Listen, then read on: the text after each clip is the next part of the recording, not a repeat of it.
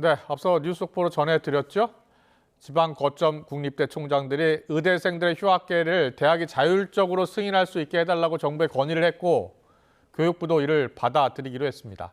대학 총장들은 내년도 학생 복귀와 학사 정상화 필요성에 공감하면서 내년도에는 대다수 학생들이 복귀할 것으로 내다봤습니다. 취재기자 연결합니다. 백종규 기자.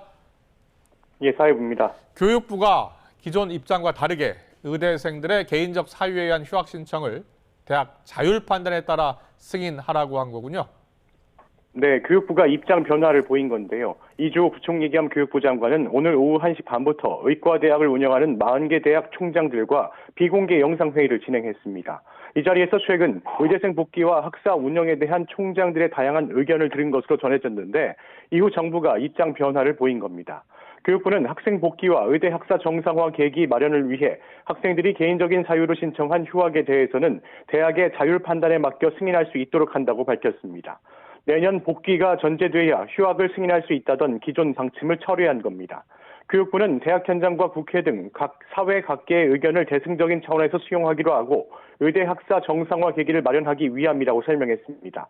의료계와 대학에서 계속해서 조건부 휴학이 아니라 조건 없는 휴학 승인을 요구하자 입장을 선회한 것으로 보이는데요.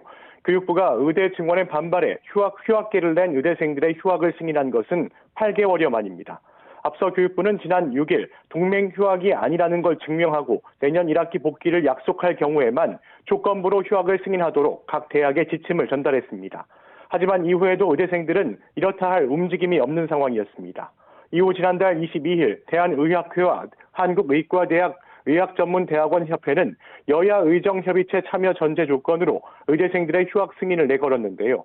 여기에 어제 국가거점국립대 총장들 역시 의대생들이 개인적인 사유로 제출한 휴학원을 대학별 여건에 맞춰 자율적으로 승인할 수 있게 해달라고 교육부에 건의하기도 했습니다. 이미 지난 1학기부터 의대생들의 수업을 거부하고 있는 상황 속에 대부분 대학은 유급 마지노선을 이번 달 말로 잡고 있었는데 일단 교육부의 이번 결정으로 학생들의 대규모 유급과 재적은 피하게 됐습니다. 오늘 간담회에 참석한 총장들은 정부가 학교 현장의 요구를 수용한 것을 환영한다고 밝혔는데요. 그러면서 학칙상 1회 휴학 신청 기간은 최대 1년이기 때문에 2025학년도 학생 복귀에 큰 어려움이 없을 것이라며 2025학년도에는 대다수 학생이 복귀할 것으로 전망했습니다. 일단 교육부의 입장 변화가 의정 갈등 해소 방안을 논의할 여야 의정협의체 출범에 긍정적으로 작용할 것으로 보입니다.